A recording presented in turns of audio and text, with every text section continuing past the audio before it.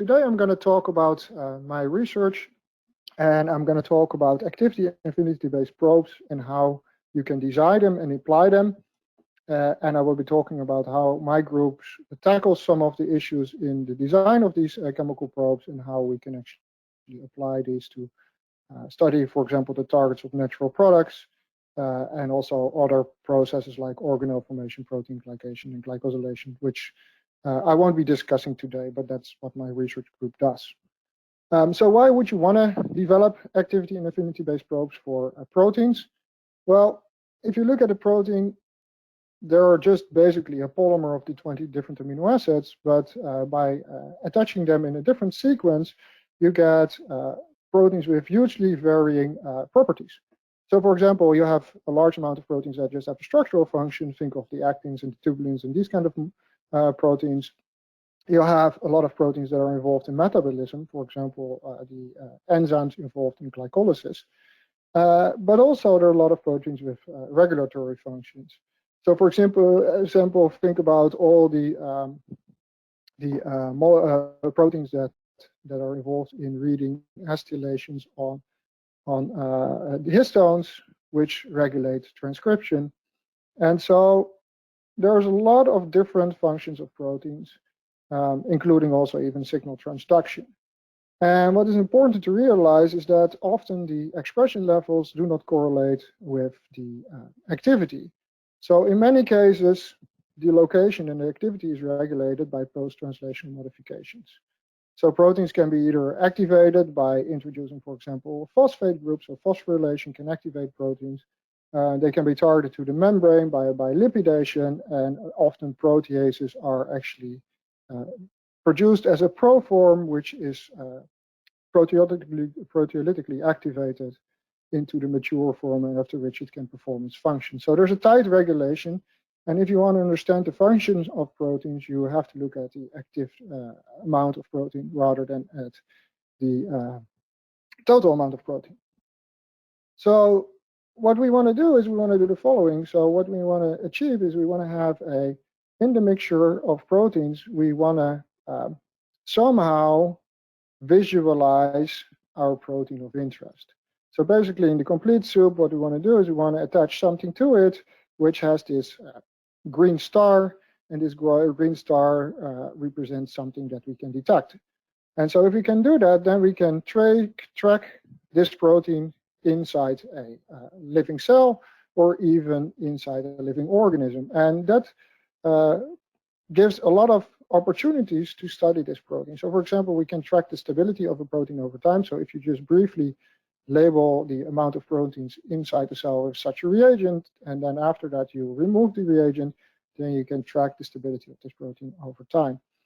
The other thing that you can do is actually much more applied. So for example, if your protein of interest is involved in a disease, you should be able to label this protein and then use these small molecules as diagnostic tools to detect if somebody is expressing this biomarker.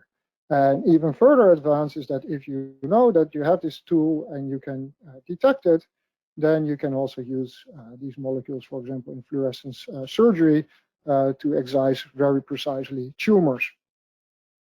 And so that is very attractive, but there's a big problem with this, and that is because of that all the proteins are produced from the same set of 20 different amino acids. So basically, if we want to try to label this target protein inside the context of the rest of the living organism, what we'll have to do is somehow selectively modify this protein over here, while not starting to modify all the other amino acids or proteins in the mixture. So basically, we want to generate selectivity over this protein over the rest of the proteins containing a cysteine residue.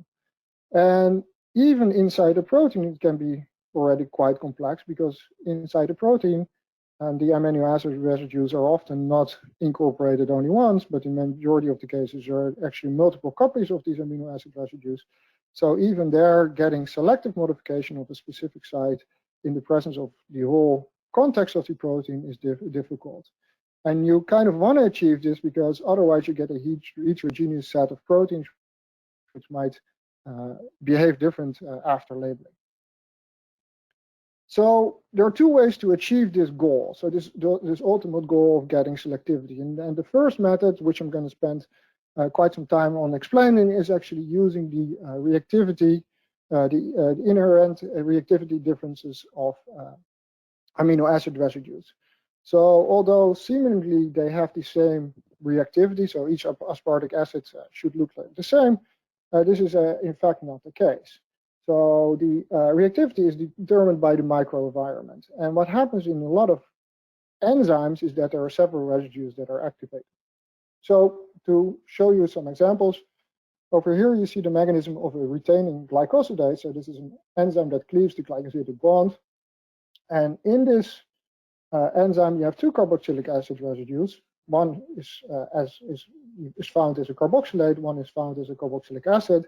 And these have two dedicated functions. So this is as an acid activates the glycosidic linkage for cleavage, making this a better group, while this performs a nucleophilic attack onto the anomeric center, after which the anomeric group over here can leave, and you get a glycosyl intermediate. And after this, water comes in and you hydrolyze. And so basically what's happening is that this residue is activated to perform a nucleophilic attack, making it more reactive.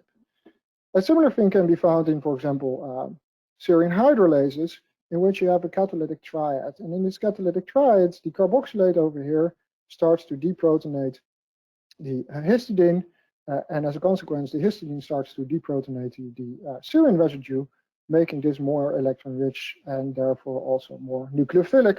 And while serine normally is not that reactive, in serine hydrolases, the active site serine is nucleophilic enough to attack the carbonyl center of this ester over here. You will form briefly a tetrahedral intermediate, which collapses, and you form a acyl enzyme intermediate, which later will hydrolyze.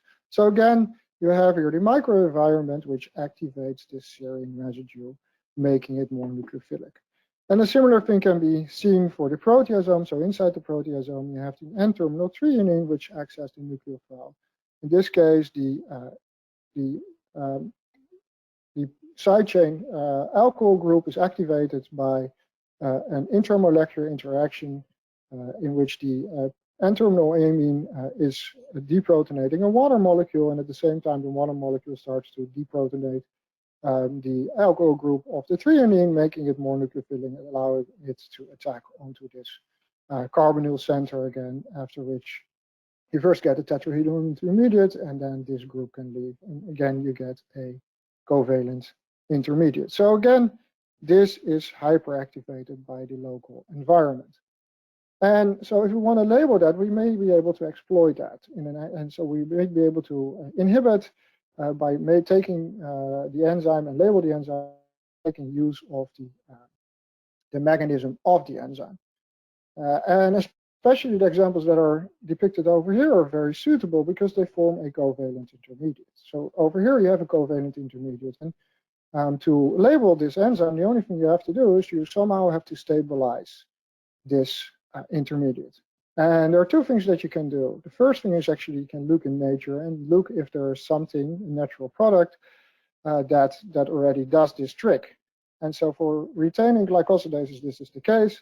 So you have this natural product, cyclophenol, which mimics the sugar over here, but it has an epoxide. So it has an epoxide on the ring, and so it binds to the enzyme as the normal substrate would be.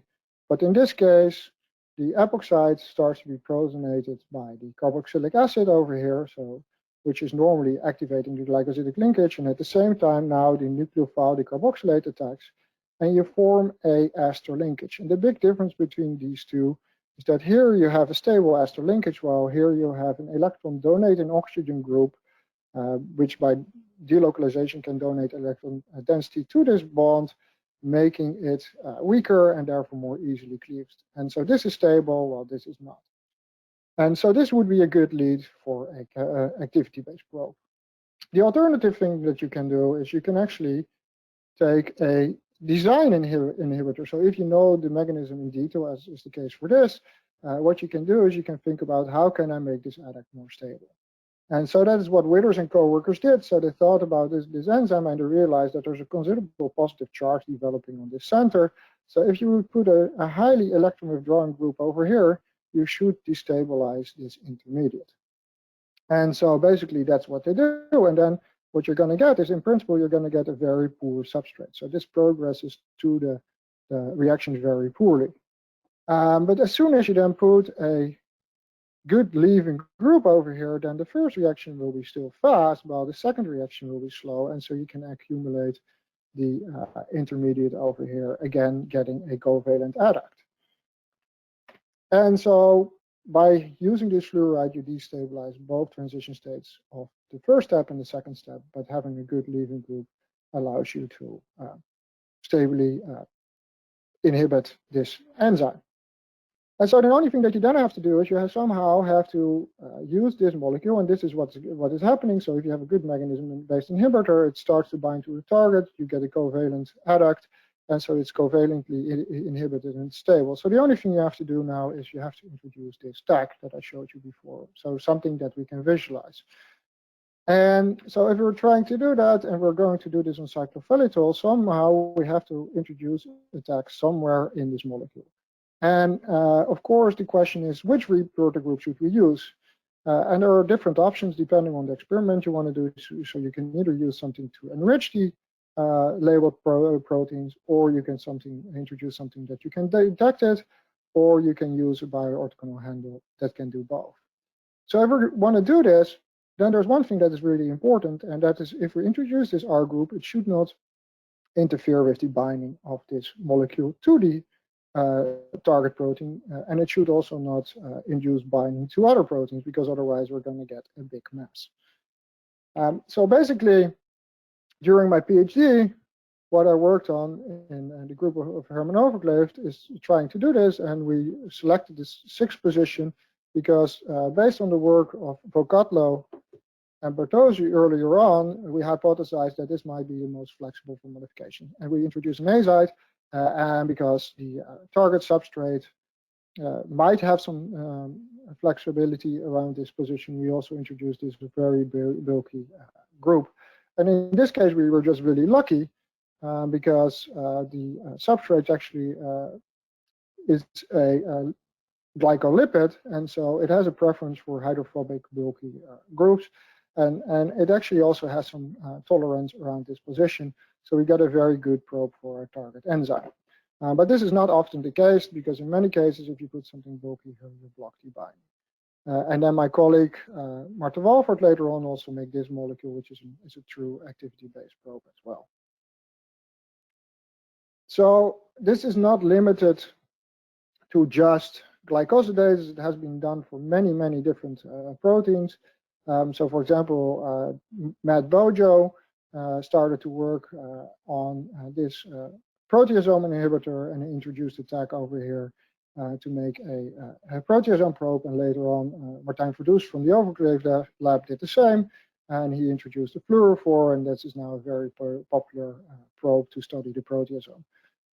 You can also use this natural product, which is very selective for the proteasome, and install a tag and get a proteasome probe as well. What Matt Bojo also did is he, in the early 2000s, he took this cathepsin inhibitor and modified it such that it contains a tag, and by doing so, you get a broad spectrum cathepsin probe. The group of Siebers showed that you can actually take this natural product over here and modify it to get all the high dehydrogenase probes.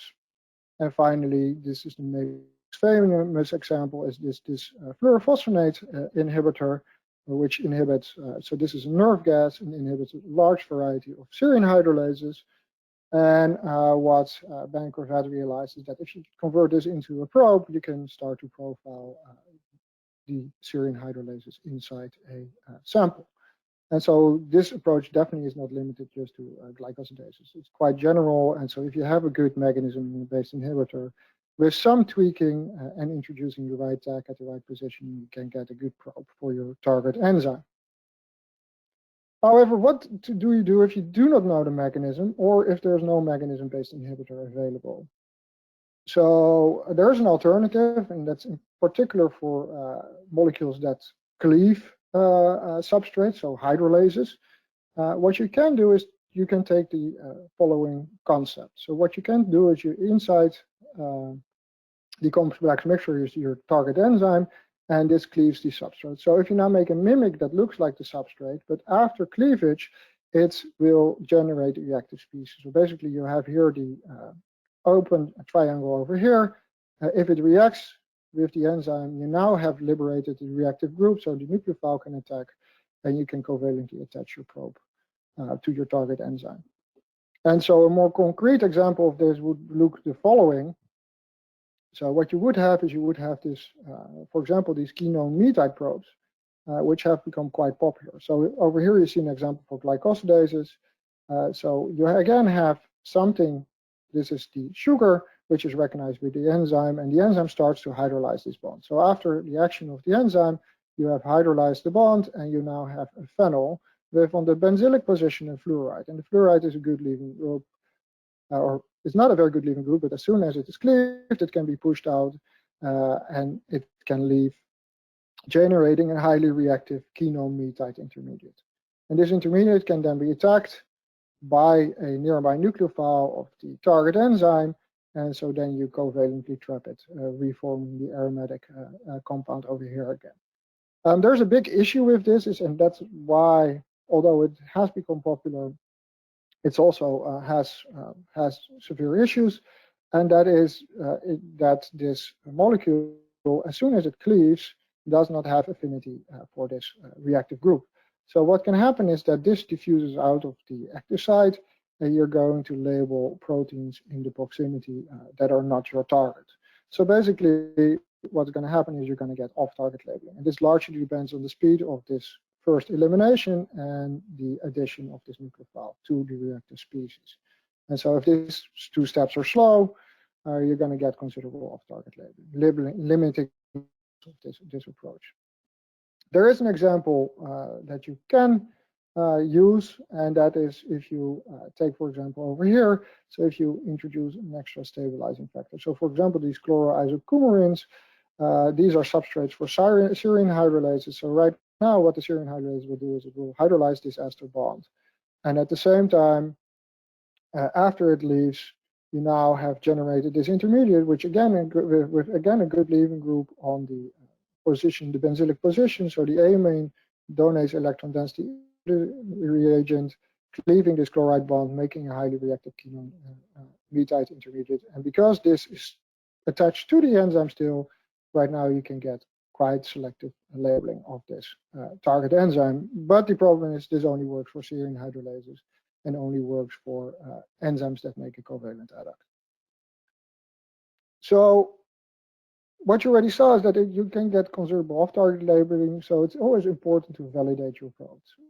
And so several things that you can do. So the first thing you can do is a competition experiment. So if you block the binding site of the probe with a known mechanism-based inhibitor or even a reversible inhibitor, the probe cannot enter the binding site, and so labeling should be blocked. And so clearly that is the case. So here you see the active probe. If we add covalent inhibitors, and even a different probe, you see that labeling is blocked, and we don't see any labeling signal. Another thing that you can do is you can look at the pH. And so you can alter the pH. So the active site residues at some point start to either be protonated over here, and then it's not nucleophilic anymore. It starts deprotonated over here, and then it should not activate the leaving group anymore. And so basically that's what you see over here. At pH 4, you protonate here the enzyme, and therefore this is not acting as a probe anymore. And at pH 8, you deprotonate over here, and therefore this is not a good enzyme. So a good probe should follow the pH optimum of the enzyme. Other things that you can do is just remove active residues to block labeling as well. So you can take mutants in which you have mutated one of the active site residues, and as a consequence it should not bind anymore, which is clearly the case. And the final thing that's always good to do is to actually identify the modification site. So what you then do is you take your protein of interest, you label it, digest it, and then identify the modified peptides. And so basically you can find which peptide has been modified by MS, and you can tell with pinpoint precision which residues have been reacted. So overall, what I've seen in the last couple of slides is that you can design activity-based probes, and it's always good to start with a mechanism inhibitor which forms a stable covalent adduct. You can do that starting from natural products. There are many natural products that have been converted into good activity-based probes. And then you have to introduce a label which does not interfere with the binding or alter the binding profile, and something that I did not discuss, but it should also not affect the cell permeability, because you want to use these probes inside cells. There's also a disadvantage. It's actually sometimes quite difficult to find a good lead in. For some enzyme families, you cannot develop good activity-based probes at all. But the big advantage of activity-based probes is that they are really selective for the protein or protein family. One alternative that I showed you is that you can use these latent reactive groups, so it's more general, it's easier to design. You can use the approach for different enzymes, but if the active species diffuses away, you can get severe background labeling because of the side reactions with proteins in the proximity. So what can you apply ABPs for? So one of the things you can do is you can just take a set of cells, label this with your probes, and then identify which proteins have been labeled. And if you do this on an, for example, on a pathogen, you can actually identify enzymes that are really important for the pathogen, so you can identify new enzymes.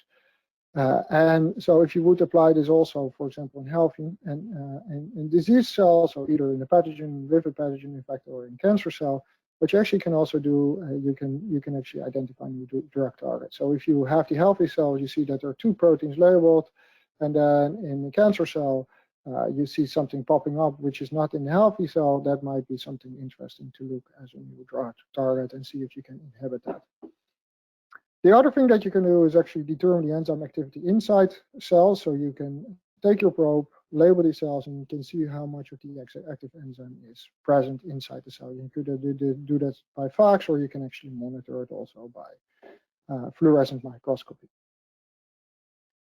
A final thing that you can actually do with these probes is determine the selectivity of inhibitors and identify the targets of certain inhibitors. So basically what you can do is you take a control sample in which you label your cells with a broad spectrum probe, which labels all the enzymes of a particular enzyme family. And so this is your background profile. So these are all the active enzymes inside that cell. Now, if you add in an inhibitor that is also designed to target this enzyme class, what it's going to do is it's going to block the binding site of some enzymes, maybe not all. And so basically what you will see is that this blue triangle will block these 2 enzymes, but it doesn't block this one. And so by combining either on MS, which I will show in a later slide as well, or by comparing on a SDS page, you can determine which proteins have been inhibited by this particular inhibitor. Now, if you take a different inhibitor, for example, the pink one, you see that of the 3 proteins, this only binds to the pink protein.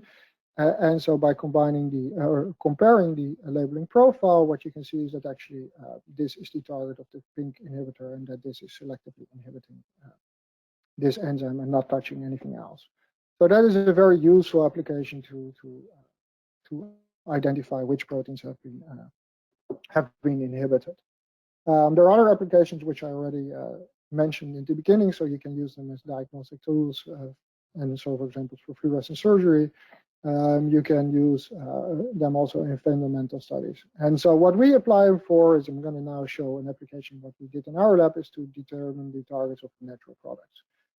And so we got interested into this compound because it has, well, a peculiar structure. It has this strange cyclic enol carbamate structure with 2 potential reactive groups, an electrophilic carbamates group over here, and in principle also an alpha-beta unsaturated carbonyl compound over here. And so this could either be reacted with serine nucleophiles and potentially also with cysteine nucleophiles.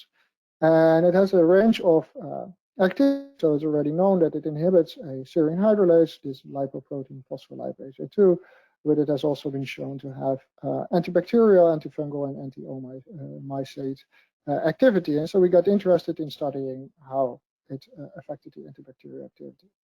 And so based on the structure and also based on the growth profiles, we started to look at if it inhibits penicillin binding proteins, so the enzymes involved in the synthesis of the cell wall.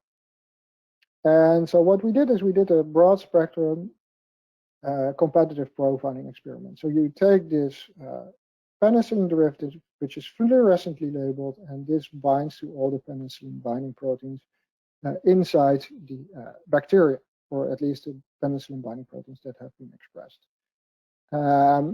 And so this is also the way penicillin works, because it inhibits these enzymes and then by covalently binding, and then prevents cross-linking of the cell wall, and thereby weakening the cell wall.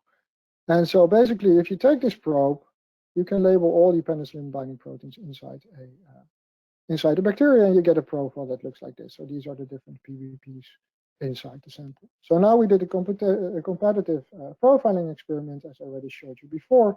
So basically, we now add in a derivative of our natural product, and we're going to look at which of these bands disappear, because the bands that disappear are then the target of this red triangle. So basically, again, you see the scheme over here. So this is the control sample which has not been inhibited by the inhibitor, or not been treated by the inhibitor. You get a certain set of bands. In the presence of the inhibitor, some of these bands will disappear, telling you that that is the target of the red triangle. So we did that for this derivative depicted over here. And what you see is that 500 micromolar of the compound, one of these bands is disappearing. So, well, nicely, we have a PBP inhibitor. But this did not explain the reactivity or the activity of the compound class, because what we noticed is that this is a non-essential PBP. So if you inhibit it, it should not kill the bacteria. And the other thing is that the effect, the concentration needed to inhibit the PBP is much higher than the concentration to see the cytotoxic or the antibacterial effect. So we decided to do another profiling experiment in which we just take a broad serine hydrolase probe, so the bank of fat probe, simply said.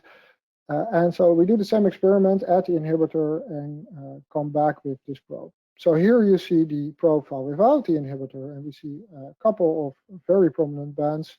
And then when we add in the probe, we see that actually several of these bands disappear. We're currently looking if these play a role in the antibacterial activity of this compound.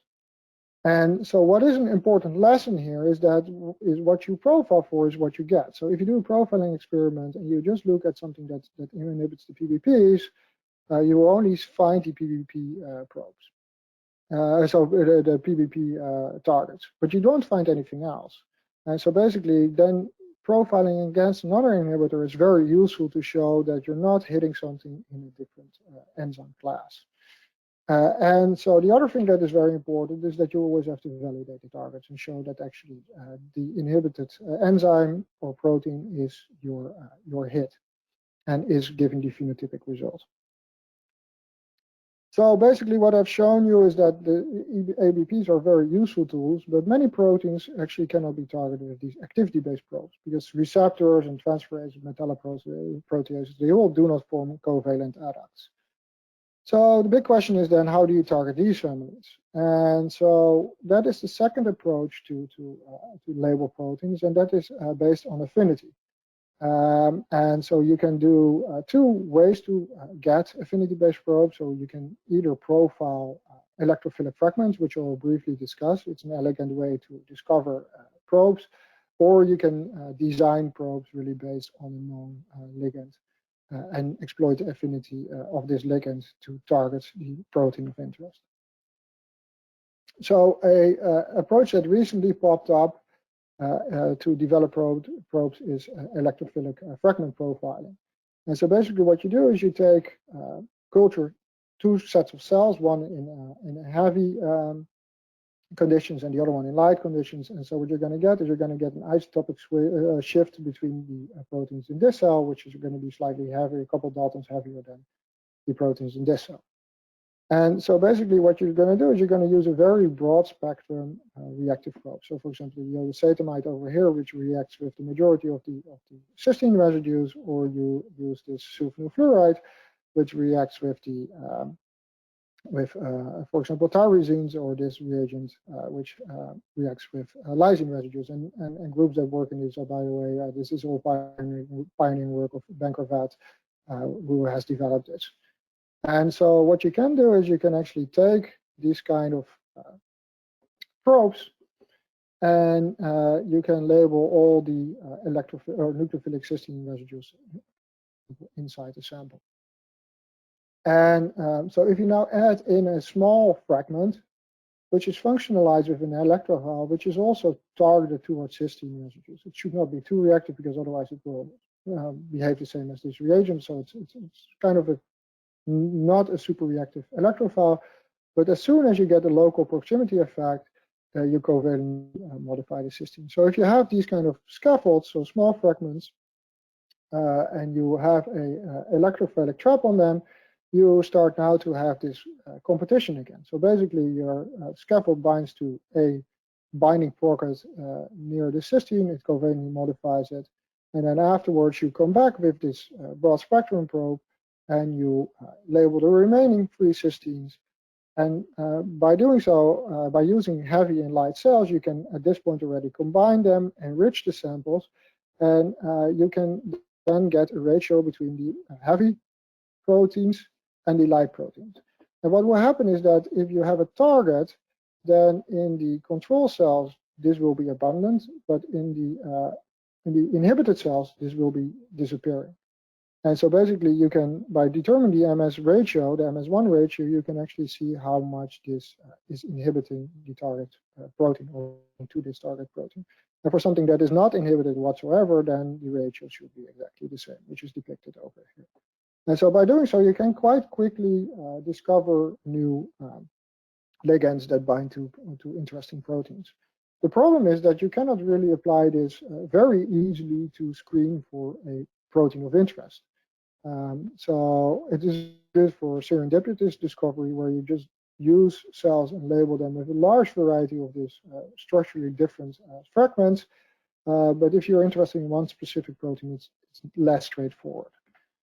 So the other idea is then to develop affinity-based probes based on known inhibitors and ligands. And so the idea would be then the following: is you take a ligand, and this ligand is going to bind to your protein of interest. This can be a reversible inhibitor, or this can be just something that binds to a receptor. And if you now modify this and you incorporate this red triangle, which is a reactive group, and again the label, what you're going to do is you're going to position this red triangle in the proximity of a nucleophile on a protein of interest. And so basically, because you have this high local concentration, you're going to facilitate the reaction between this reactive group and the nucleophile. So this should be not too reactive, because otherwise it starts to react with anything in the proximity. But if this is mild enough, you can cross-link this molecule to your protein of interest. And so just to give you an example, again, here there's a reversible glycosidase inhibitor, for example, for inverting glycosidases, and this was done by Stubbs and coworkers. And what he did is he introduced a crosslinker. So this is a photo crosslinker. Upon irradiation, this forms a highly reactive nitrine, which can insert in CH bond, NH bond, and all kind of position. And he inserted a azide over here, a benzylic azide, which functions as a tag. And so by doing so, you can use the affinity of this molecule for the target enzyme to position the crosslinker in proximity of the residue over here, and label the enzyme of interest as such. Over the years, a lot of different reactive groups have been developed, and you have to choose wisely which one you use. So if there's a cysteine residue in the proximity, you might want to use one of these. If there's lysine residue in the proximity, you might want to use of these, or you can also use these. And I will come back to why it's so important to select the proper reactive group in a couple of seconds. So again, this is not just done on glycosidases. So Xiao Yao used this approach to label bromodomain proteins by incorporating a photocrosslinker and this cyclopropene bioorthogonal handle. Tauten and co-workers showed that you can incorporate the sulfonyl fluoride that you can use to label almost all kinases, again using an L-kinase bioorthogonal handle. And recently also the Morandi group showed that you can use these molecules to target a kinase selectively, and this kinase has a cysteine residue in the binding pocket. So that's why you see this electrophile attack over here.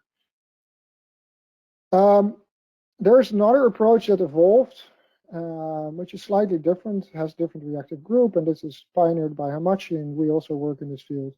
And these probes are slightly different. In this case, the reactive group, so the concept is the same. You have a ligand, a reactive group, and an attack.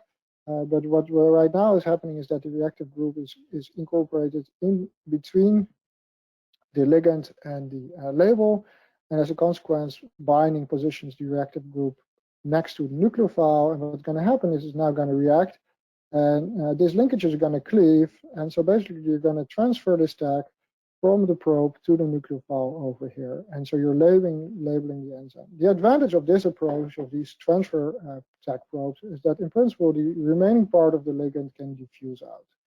And so there are examples where you can use these to determine the enzyme activity inside a cell, because basically you can now you reactivate your target enzyme. So you can do different studies with these sets of probes and affinity-based probes, because in affinity-based probes you completely already inhibited all the enzyme, and that's irreversible. And over here, by transferring the attack, you can reactivate the enzyme. And as you can see, there's a huge variety of flavor of reactive groups, and so these are lysine serine selective, and these all have different selectivities. This is lysine selective. So a big question is, which group should you use? And so you can do, first of all, of course, what is important for covalent modification is actually that you have the suitable nucleophile in proximity. So if you have something that reacts with a serine, but there's no serine in proximity, then these reactive groups won't work. And the same holds for lysine reactive groups. And the second thing that, of course, is important is what are you going to apply your probe for? And so it is important that you know which residues are in proximity of the binding pocket. And so if you know that, you can do docking, and you can kind of predict which reactive group you should use. And so docking can help. But if you do not know it, then you should start to somehow make probe libraries. And in many cases, even if you do have docking, people still make libraries to get the optimal linker length over here and over here to get efficient transfer. So we started to work on this, and we started to think about how can we improve this. And so we decided to make a combinatorial approach in which we can generate probes by just mixing a ligand with a reactive group functionalized with an aldehyde. So if you mix the two together, because hydrazone chemistry only produces water as a side product, you basically can in situ generate a probe. And so you can then use this just a mixture of this and this after standing for a while, add it to your protein of interest, and then screen if this probe is labeling your protein of interest at all. And you can also actually determine the selectivity of this probe. Of course, you have to take appropriate controls, which I'll show you in a second, how we do that. But basically, the concept is very simple. We're going to use a ligand, and we're going to mix it with an aldehyde functionalized reactive group, which has attack. And by doing so, we can in situ generate probes. And so we can tune the probe and see which reactive group is, for example, most suitable. So to give you a more detailed idea of how this concept works, so what we have done is we have taken a biotin ligand over here. We have taken this diazotransfer reagent over here with a aldehyde.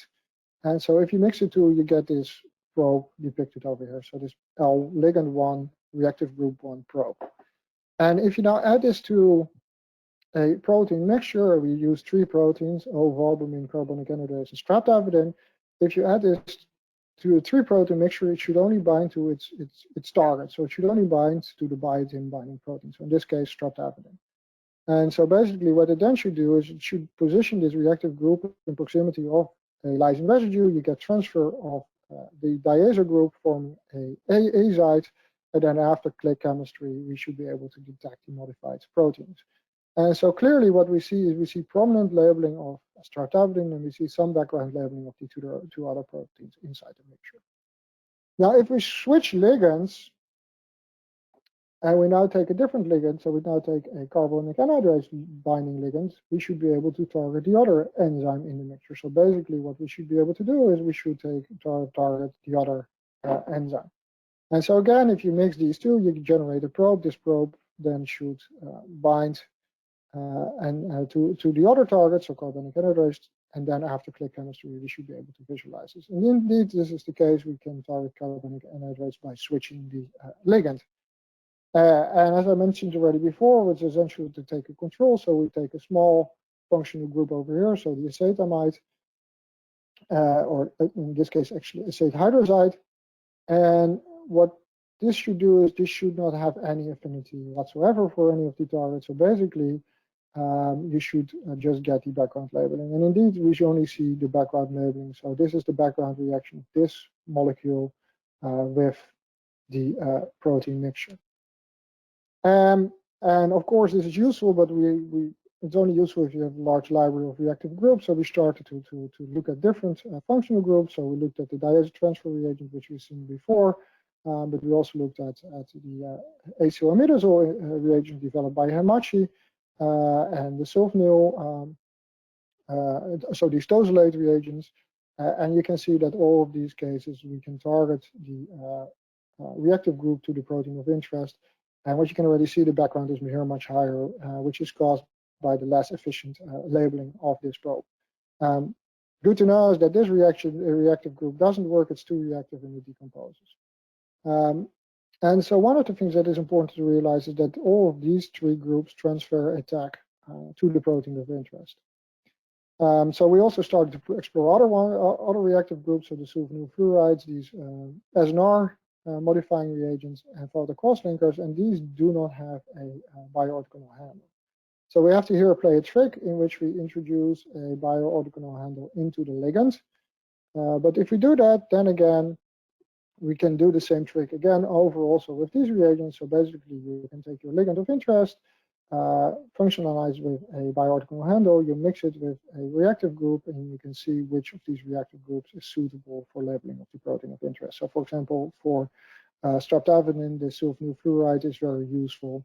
To a lesser extent, also this SNR reagent, so nucleophilic aromatic substitution reaction, is quite okay. This is highly unreactive, so the pentafluoro phenyl group is highly unreactive, and these photocross linkers have also moderate labeling capacity. Again, we use now control. We use different control, which has the azide, just to make sure that we can visualize the ligand-independent labeling. And so this works, but this is still model protein, so we wanted to show that you actually can use it also on a complex mixture and actually use it to screen selectivities. And so we use this biotin ligase, BirA, which transfers biotin onto a protein which is involved in fatty acid synthesis. And so basically all our probes that have a biotin should label to this enzyme over here. And so we took our set of proteins, our set of probes, functionalized them with different reactive groups, and just screened which ones seem to be suitable. And as you can see already over here, the diazotransfer, if you compare the non-targeted, so the L3 is the non-targeted versus the ligand targeted, depicted in a bit of greenish, you can see that there's not a big difference. So basically, this is not a suitable reactive group for this protein of interest. If we take the acetylimidazole, then we actually see for ligand 1, which is slightly different from ligand 2, that ligand 1 is actually suitable, ligand 4 is slightly less suitable, and ligand 3 again, you can see that this is non-targeted, so there's definitely an enhancement of signal telling that this is ligand-dependent labeling. And so we do that, and if we look at it, there are two things that are interesting and that we investigated further. So the first one is you have the sulfonyl fluoride, and we see now suddenly an additional band popping up, and it's only present prominent in the sulfonyl fluoride. And we see that this highly unreactive pentafluorophenyl reactive group actually labels BirA maybe as one of the best. And it's also one of the most selective. So we started to first look at this further and then also investigated this off-target labeling. So let's have a look at how good this probe is. So basically we take the ligand, functionalize with an azide, and we functionalize it also with the reactive group. So you get the hydrazone. If we add this to a lysate spiked with different amounts of BirA, our target proteins, we can see that we can detect up to 20 nanograms. We get some background because of just non-specific binding, but in general, we can quite efficiently label the protein of interest. And keep in mind that next to it is the non-targeted control, so that is the probe made of this ligand, and you can see that from that probe, you hardly see any labeling whatsoever. So this is not just this reactive group randomly binding to BirA. And so we tried to explain these results. So we did, Ramon van der Vlag from the Anne Hirsch group did docking experiments. And what he showed is that there is one pose in which the pentafluorophenol group is in close proximity of this methionine, which may explain the labeling result. So then we started to look at this off-target labeling in the sulfonyl fluoride. And so what we did is we made this probe and we enriched the labeled proteins. And so basically the upper band over here is BirA. There's a big amount of avidin in here, or streptavidin in here, which is just eluting from the beads. And then here we have this band, which is selective for the ligand and is not very detectable in the non-targeted reagent. So this ligand really aids in enrichment of this molecule. And so we then digested it and analyzed it by nano LCMS. And what we found is that this is chloramphenicol acetyl transferase, which is expressed in our protein of interest as a resistance marker. And to show that this is indeed chloramphenicol, we did a competition, acetyl transferase. We did a competition with the substrate of this enzyme, so chloramphenicol itself. And as you can see over here, is if we increase the amount of chloramphenicol, this band starts to be blocked. So basically, addition of the substrate, which binds to the same pocket, blocks the labeling by this probe. So this probe is definitely labeling inside the binding pocket of chloramphenicol acetyl transferase, and can be competed out by chloramphenicol. So then we realized, okay, can we somehow generate selectivity for this protein? So what we did is this is the parent probe, and then we synthesized a set of probes in which this targeting moiety is replaced. So the biotin is removed, and so it should not bind to BirA anymore, or at least not efficiently, and we replaced it with just a benzoate group, or with this amide over here. And what you can clearly see is that this is the parent probe, which we started off with, which labels BirA over here, and it labels cat over here. If we remove this group, then labeling of BirA is significantly reduced, especially if you compare it just to the DMSO. But the cat labeling is actually quite efficient right now. So we get now prominent chloramphenicol acetyl transferase labeling. And an important other indication is that this mechanism-based inhibitor, this reagent methylates the active site histidine of chloramphenicol acetyl transferase. Again, competes with labeling and blocks labeling. So these probes really bind in the active site and modify a residue inside the active site. So what we have shown right now with this is that you can make affinity-based probe either by electrophile profiling or electrophilic ligand profile. But the other thing that you can do is you can take a suitable inhibitor or ligand. And you can modify that with a reactive group and attack, and both of these should not affect the binding to the target or alter the binding profile.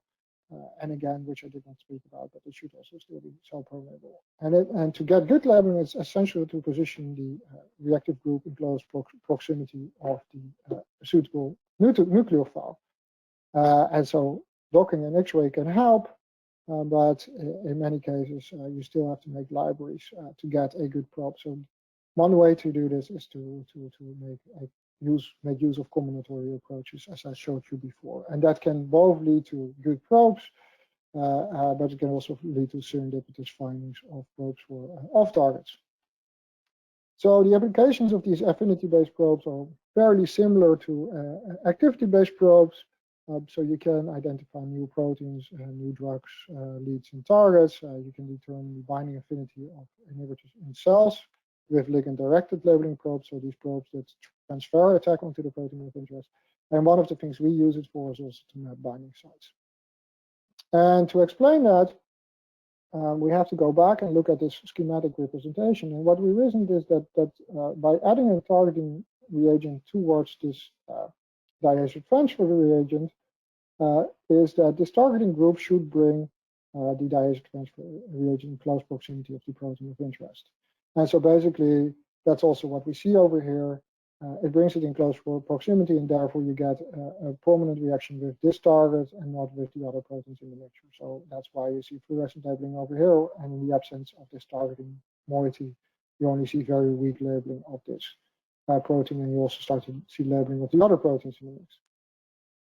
Now, the other thing that we hypothesize is that actually, because you now bring it to close proximity, also it should generate selectivity for residues inside the protein. So it should not only induce protein selectivity, but should also induce regis selectivity, because depending on the linker length, this probe should only be able to reach certain lysine residues and not the rest of the other lysine residues.